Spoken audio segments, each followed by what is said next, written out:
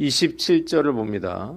하늘에서 주신 바 아니면 사람이 아무것도 받을 수 없느니라 라고 했습니다. 22절에 예수께서 유대 지방에서 세례를 베푸시자 당시 에논에서 사역하던 세례 요한의 제자들이 위기감을 느꼈습니다. 그들은 사람들이 모두 예수께로 몰려가는 현상을 보고 요한에게 이를 보고하면서 시기 섞인 불만을 드러냅니다. 27절 요한은 모든 사명이 하늘로부터 오는 것임을 천명하면서 자신은 그리스도가 아니라 그분의 길을 예비하러 온 자임을 재확인했습니다. 본문이 우리에게 주는 교훈이 있는데 맡겨주신 일에 충성하라는 것입니다. 세례 요한은 늙은 부모 사이에서 기적적으로 태어난 외동아들이었습니다. 그는 30살이 될 때까지 광야에서 메뚜기와 석청을 먹고 살았어요. 포도주를 평생 입에 대지 않았고 결혼도 하지 않았습니다. 30대 초반이 되자 그는 혜성처럼 나타나서 사람들에게 회개하라 천국에 가까웠느니라 라고 외쳤습니다. 그러자 사람들은 양심에 찔려서 견딜 수가 없었고 많은 사람들이 죄를 고백하고 세례를 받게 됩니다.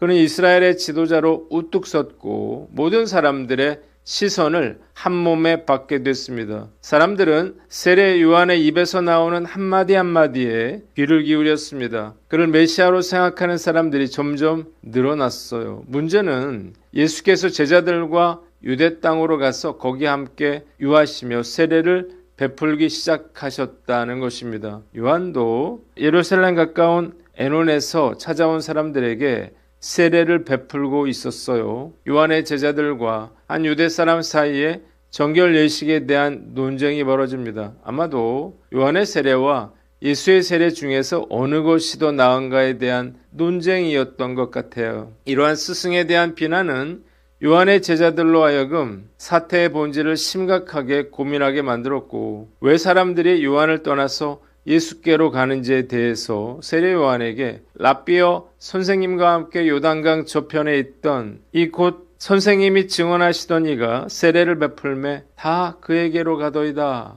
라고 질문하게 된 것입니다. 그러자 세례 요한은 모든 사명이 하늘로부터 오는 것임을 천명하면서 자신은 그리스도가 아니라 그분의 길을 예비하러 온 자임을 재확인합니다. 자신은 그리스도가 아니며 그의 앞에 보내심을 받은 자라고 하는 것을 이제 너희들이 증거해야 한다는 거예요. 이 말은 그가 그동안 사람들로부터 받아왔던 존경과 인정을 내려놓는 것일 뿐만 아니라 남아있던 제자들까지도 자신을 떠나고 사람들로부터 자신이 잊혀지게 되는 결과를 초래했습니다. 세례 요한은 만일 하늘에서 주신 바 아니면 사람이 아무것도 받을 수 없다고 말했습니다. 무슨 말인가요? 사람은 하나님께로 받은 대로만 충성하면 된다는 말이에요. 세례 요한은 그리스도 앞에 보내심을 받은 자로서의 역할을 감당하는 것이 하나님께 받은 소명임을 알았고 그 일에 충성했습니다. 놀라운 사실은 그래서 예수님께서 그가 여자가 낳은 자 중에 가장 큰 자라고 하는 평가를 하셨다는 거예요. 크든 적든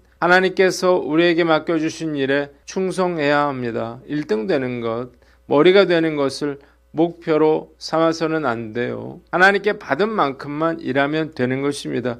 맡겨주신 일에 최선을 다하면 되는 것입니다. 세례 요한은 이 사실을 분명히 알았어요. 그래서 섭섭해하거나 원망하거나 욕심부리지 않았습니다. 자신의 자리가 낮으냐 높으냐, 인기가 있느냐 없느냐는 그에게 일고의 가치도 없는 일이었습니다. 달란트 비유에서 주인은 5달란트와 2달란트 받은 종을 똑같이 칭찬했습니다. 무엇을 할 수 있습니까? 비교하지 말고 자기에게 주어진 달란트를 잘 감당하면 된다는 것입니다. 주님께서 맡겨주신 사역에는 귀천이 없어요. 그저 받은 대로 충성하면 되는 것입니다. 비교하지 않고 1등 되지 못해서 안달하지 않고 주어진 일에 최선을 다함으로 잘했다 칭찬받는 저와 여러분들 되시기를 주님의 이름으로 축원합니다. 두 번째로 29절 말씀인데요. 나는 이러한 기쁨으로 충만하였노라고 했습니다. 세례 요한은 자신을 신랑의 음성을 듣고 기뻐하는 신랑의 친구에 비유하면서 자신이 이런 기쁨으로 가득 차 있다고 고백합니다. 본문이 우리에게 주는 교훈이 있는데 예수님만으로 기뻐하라는 거예요. 세례 요한은 자신이 예수님을 기뻐하는 것을 결혼식의 신랑과 친구의 비유로 설명을 했습니다. 결혼식의 주인공은 신랑과 신부죠. 그러나 일주일 동안이나 지속되는 결혼식을 계획하고 준비하는 사람은 신랑 친구입니다. 정성껏 예식을 준비한 신랑 친구는 그래서 또 어느 누구보다 그 결혼식을 통해 큰 기쁨을 누리게 되는 것입니다. 마찬가지로 세례 요한도 신랑 되신 예수님을 철저하게 섬김으로 자신이 참된 기쁨을 누리고 있음을 밝히고 있는 거예요. 세례 요한은 태어나기도 전에 예수님의 이름만 들어도 뛰며 좋아했던 사람이에요. 그가 어머니 뱃속에 있을 때에 예수님을 임신한 마리아가 찾아와서 자기 어머니와 인사를 나눌 때 그는 어머니 엘리사벳의 뱃속에서 기뻐하며 뛰놀았습니다. 세례 요한의 모든 관심은 예수님을 소개하고 예수님의 사역을 잘 준비하는 데 있었죠. 이것은 그의 가장 큰 기쁨이었습니다. 말씀을 통해서 나는 어떤가 돌아봅니다. 늘 예수님을 섬기는 기쁨으로 충만한가, 아니면 기쁨과 감사의 마음을 잃어버리고 의무감과 책임감 때문에 어쩔 수 없이 예수님을 섬기고 있는 사람인가 스스로에게 물어야 할 것입니다. 사역을 감당하면서 정말 힘들고 어려울 때가 있어요. 이럴 땐 다 내려놓고 싶은 중동을 느낍니다. 중요한 것은요, 주님을 섬기는 기쁨을 잃어버리지 않도록 노력해야 한다는 것입니다. 예수님 한 분만으로 기뻐하고 만족하는 사람은 세례 요한처럼 물질이나 권력이나 명예 등 그 어떤 것으로도 그 기쁨을 빼앗기지 않습니다. 왜냐하면 그 무엇보다 소중한 예수님을 소유하고 있기 때문이에요. 가장 좋은 것, 더 좋은 것을 가진 사람은 덜 좋은 것을 잃거나 가지지 못했다고 해서 실망하거나 낙심하지 않습니다. 다시 한번 주님 한 분만으로 만족하며 예수님을 기쁘시게 해드리는 것을 삶의 목표로 삼고 살아가는 저와 여러분들 되시기를 주님의 이름으로 축원합니다. 마지막으로 30절로 36절 말씀인데 30절을 봅니다. 그는 흥하여야 하겠고 나는 쇠하여야 하리라 하고 했습니다. 세례 요한은 그는 흥하여야 하겠고 나는 쇠하여야 하리라 말하면서 주인공이신 그리스도가 드러나기 위해서 조연인 자신은 무대 뒤로 사라지는 것이 마땅하다고 말합니다. 위로부터 오신 예수님은 만물 위에 계신 절대자이십니다. 땅에서 난 자들이 땅의 수준에서 말하는 것과는 달리 우리 예수님은 하늘에서 직접 보고 들으신 진리를 증언하십니다. 그러나 타락한 세상은 그분의 신성한 증언을 쉽게 받아들이지 않죠. 예수님의 증언을 받아들이는 자는 하나님이 참되시다고 하는 사실을 확증하는 자입니다. 하나님께서는 그에게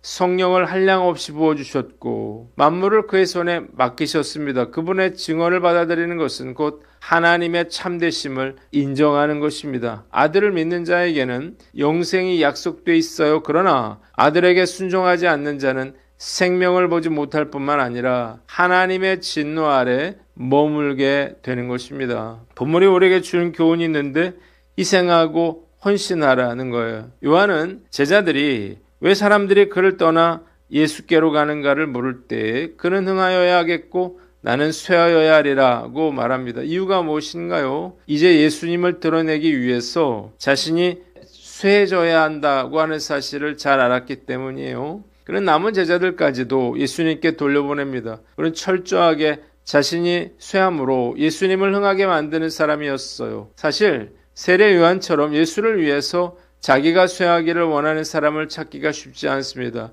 예수님으로 인해서 자기가 흥해야겠다고 하는 사람들이 훨씬 더 많은 것 같아요. 그러나 하나님의 나라는 세례 요한처럼 이름 없이 빛도 없이 희생하고 헌신한 사람들에 의해서 이루어져 왔음을 분명히 알아야 하는 것입니다. 부모의 희생 없이 어떻게 자식을 제대로 키울 수 있을까요? 마찬가지로 주님의 몸된 교회도 누군가의 희생과 헌신이 필요한 것입니다. 많은 사람들이 좋은 교회를 다니고 싶어 하면서도 정작 좋은 교회를 세우기 위해서 희생하고 헌신하려고 하지는 않아요. 그래서 좋은 교회 찾아보기가 쉽지 않은 것입니다. 지금까지 사역을 해오면서 내가 쇠하여지지 않고서는 예수님을 흥하게 만들 수 없다는 사실을 깨닫게 됩니다. 나이가 들어가면서 이것이 정말 쉽지 않은 일임을 느끼는데요. 과연 내가 세례 요한처럼 쇠하여질 수 있을까? 분명한 것은요, 내가 쇠하여지지 않는 만큼 예수님을 흥하게 만들 수는 없다는 것입니다. 올 한해 더 열심히 희생하고 섬기며 살아가므로 우리가 온전히 그 주님만 높여드리는 저와 여러분들 되시기를 주님의 이름으로 축원합니다. 기도하겠습니다. 하나님 아버지, 맡겨주신 일에 충성하고 예수님으로 인해 기뻐하며 희생하고 헌신하며 살아가게 하여 주시옵소서.